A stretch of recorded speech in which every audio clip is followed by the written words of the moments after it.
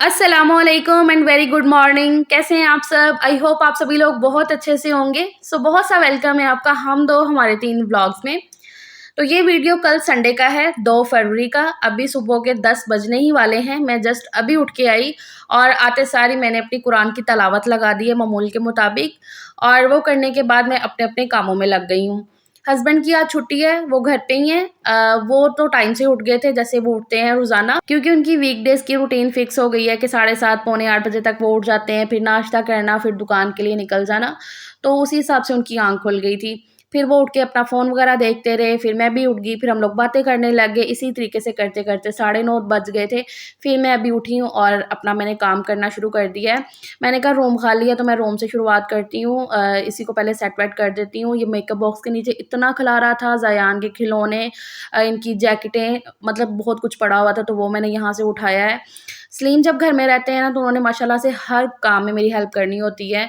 तो अभी भी वो पानी रख रहे थे बच्चों के लिए गर्म करने के लिए, इनको नहलाने का वो करेंगे, और वो मुझे कह रहे थे कि तुम अपना क्लीनिंग का जल्दी से फटाफट ख़त्म करो और मैं बच्चों को नहलाने का करता हूँ। और ये डीवीडी की तार अभी मैंने लपेट के रखी है ना, पहले इसका कितना दौर था। डीवीडी चलती थी तो सलीम जो है ना, तब हम बड़े शौक से लेकर आए थे, क्योंकि हमने अपनी शादी की मूवी देखनी होती थी और भी कोई ना कोई मूवी ले आते थे पहले सलीम ना, तो वो देखते थे हम। तो अब तो इसका दौर बिल्कुल ही ख़त्म हो गया, अब कोई नहीं देखता डीवीडी। तो इसको हम कभी इधर रखते हैं, कभी मैं इधर उठा के रखती हूँ। मैं सलीम को कह रही थी, मैंने कहा फिर देख लो, इसको ना बेच दो। सलीम कहते हैं किसने लेनी है, अब जब हम नहीं देखते तो कोई कैसे देखेगा। सही बात है, अब तो यूएसबी आ गई हैं तो सीधा टीवी में लगाओ तो कुछ भी देख लो। डीवीडी का ट्रेंड ही ख़त्म हो गया है। तो ख़ैर आज मुझे ना बेडशीट भी चेंज करनी थी, तो वही मैं कर ही रही थी कि फिर सलीम आए रूम में। मुझे कहते हैं रुको ज़रा फ़रा, मुझे पंखा काफ़ी गंदा लग रहा है, तो पहले मुझे पंखा ज़रा कर लेने दो साफ़। और ज़ायान अपना हेयर कट करवा के आया, कितना प्यारा लग रहा है मेरा बच्चा। और अब तो ज़ायान बिल्कुल भी नहीं तंग करता है कटिंग करवाते हुए। पहले जब छोटा था इतना रोता था कटिंग करवाने के टाइम पे। घर से जाते ही वो रोना शुरू कर देता, मतलब निकलते सार ही उसे पता चल गया कि मेरा हेयर कट होना है, बस रोना शुरू। और अब मुझे सलीम आके बता रहे थे कि फ़रा बिल्कुल भी नहीं रोया, चुप करके इसने अपना ना हेयर कट करवाया माशाल्लाह से। तो अल्लाह का शुक्र है, बच्चा मेरा बड़ा हो गया, तंग नहीं करता है अब।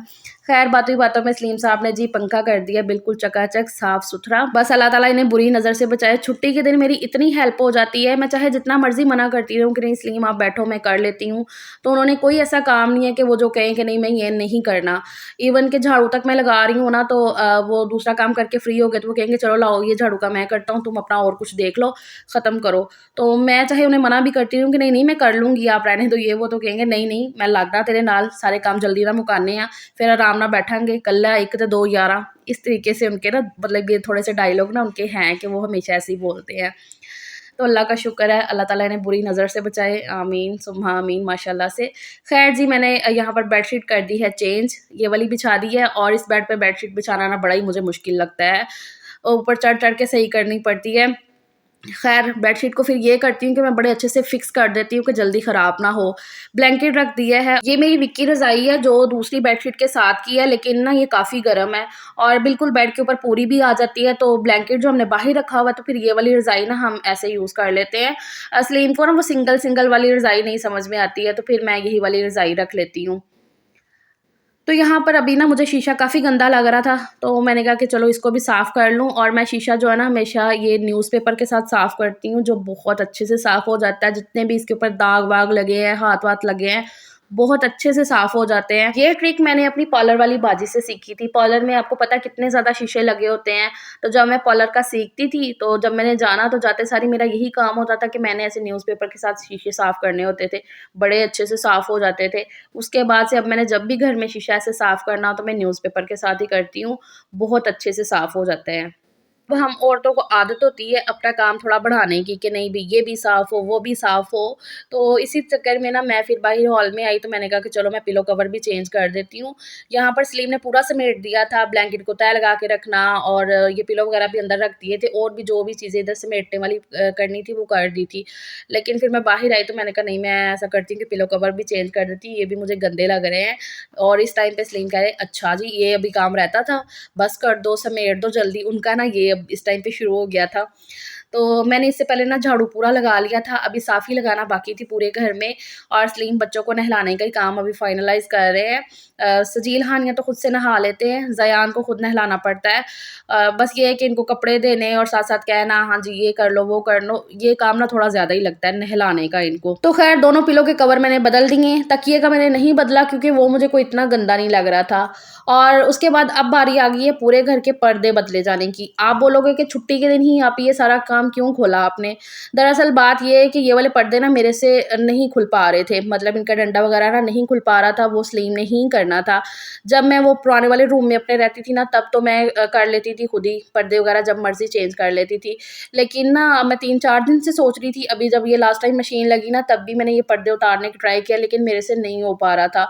तो फिर सलीम ने ही करना था, तो अभी वो घर पे थे तो मैंने सुबह उन्हें बोल दिया था कि पर्दे भी सलीम चेंज करने हैं, तो वो मुझे तभी कह रहे थे कि लाओ फिर मैं कर देता हूँ। तो तब मैंने उन्हें मना कर दिया, मैंने कहा अभी रुको ज़रा, मुझे पहले जो ना झाड़ू-साफ़ी कर लेने दो, वरना ये व्हाइट कलर के पर्दे हैं तो इनके ऊपर डस्ट वगैरह जाएगी। तो इसलिए अभी जब पूरा घर साफ़ हो गया, झाड़ू-साफ़ी लग चुकी है, बच्चे भी फ्रेश हो गए हैं, सलीम भी फ्रेश होके आ गए थे, बस मैं ही बची हूँ। तो मैंने कहा अब मेरा ये लास्ट का काम है पर्दे डालने का, उसके बाद मैं भी जाऊँगी। तो मेरे पास 3 सेट है पर्दे के, एक ये ब्लू वाला जो भी उतार रहे हैं और अब ये जो व्हाइट वाला, व्हाइट और ब्राउन ब्राउन के कॉम्बिनेशन में है, तो ये डाल रहे हैं और एक और सेट था। तो अब ये नए घर में अभी हम शिफ्ट हुए तो 2 महीने से वही वाले पर्दे डले हुए थे। तो ये वाले पर्दे पहली दफ़ा ही डाले हैं ना, तो ये ब्राउन वाला मैंने अंदर रूम के लिए निकाला था कि ये रूम में डालूँगी, अंदर ब्राउन बेडशीट बिछी है ना तो मैंने कहा अच्छा लगेगा। लेकिन वो ना अंदर ये डाल के ना कुछ ज़्यादा ही ऊँचा लग रहा था। हालाँकि ये व्हाइट वाले भी अंदर रूम में ऊँचे ही हैं, लेकिन ये कुछ इतने ऊँचे नहीं हैं, वो ब्राउन वाला कुछ ज़्यादा ही ऊँचा लग रहा था। फिर मैंने ये व्हाइट वाले अंदर डाल दिए और वो ब्राउन वाला जो है ना बाहर हॉल में डाल दिया, तो इस तरीके से ये सेट कर दिया। मैंने कहा अब ये थोड़े दिन रहने देती हूँ, फिर रमज़ान से पहले फिर से दूसरे चेंज कर दूँगी। ख़ैर आज बेडशीट भी निकली है, पर्दे भी उतरे हैं, तो मशीन ऐसे फुल भर गई है। फ़िलहाल मैं सुबह की साफ़-सफ़ाइयों से फ्री हो गई हूँ, क्लीनिंग से, और अब बारी आ गई है खुद को फ्रेश करने की। तो मैं भी फ्रेश होके आ गई हूँ, तब तक हानिया के बाल पूरे सूख चुके हैं, तो अब इसके बाल मैं अच्छे से बाँध देती हूँ। मैंने उसकी पोनी करनी थी, लेकिन हानिया का आज दिल था कि मेरा हेयर स्टाइल बने, तो वो मुझे कह रही थी मम्मा हेयर स्टाइल बनाओ। मैंने एक दफ़ा उसे मना किया कि हानिया भी रहने दो, मैंने नाश्ता भी बनाना है, तो जल्दी-जल्दी करने दो।